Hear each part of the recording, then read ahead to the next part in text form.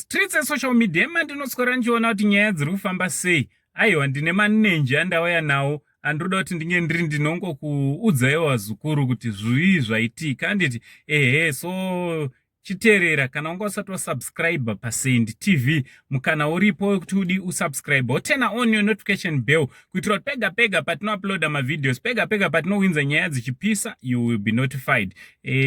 Ndichito zvikudi kwese kwamuri vazukuru vasekuru Seindi. Vazukuru ka wamabiri bobi andauya nawo. Wamabiri bobi ndoda kuti ndinge ndiri ndinokuzivisai akaitikawo kwaMutara handiti mudunhu raSabhuku anonzi Sabhuku Zimunya munzvimbo iyo inonzi yekwa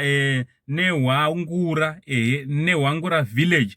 Kuri kunzi zvoni kune murume anonzi John Muchiri Wesi handiti uyo ane makore 24 years ekuberekwa akasvikirwa nemuridzi chipfuyo kana kuti wemombe ari pakati pekubata chibharo mombe handiti hanzi akatosvikirwa akatobvisa bhurugwa riri ukoko achitobata chibharo mombe handiti chinova chinhu chinosiriswa zukuru, chinova chinhu chinotyisa manenji chaiwo handiti muchinda uyo akamhanya akazama kutiza asi haana kugona kutiza kubva paruoko remurayiro kana kuti ruoko rwemutemo handiti nekuti akazosungwa nemapurisa. Nyaya yake ikaenda kumatare edzimhosva uko kwairi kutaura kunoku.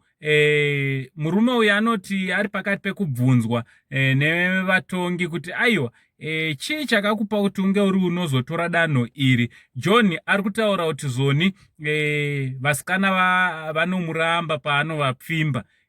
Vasikana vese paanovapfimba nemadzimai paanovapfimba vanomuramba.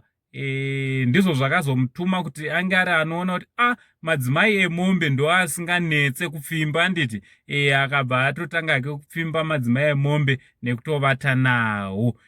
Hamena munozvionawo sei kahunhu kakadaiwa zvikuru. Vanhu vakadaiwa vasiriwo here vari kuita kuti pasi paite separohwa nenyundo kana ndo vari kutorovesa pasi nenyundo vanhu.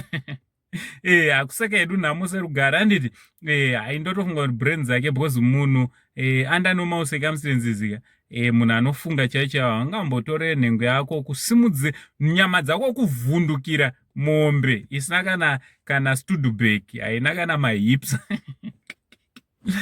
Zvakaoma zukuru kungosekawo hedu asi zvinotopisa tsitsi handiti. Ngataura neyo comment section kuti munofungei. From Mango Sign, the only Zimbabwean, Uncle Paris, much love.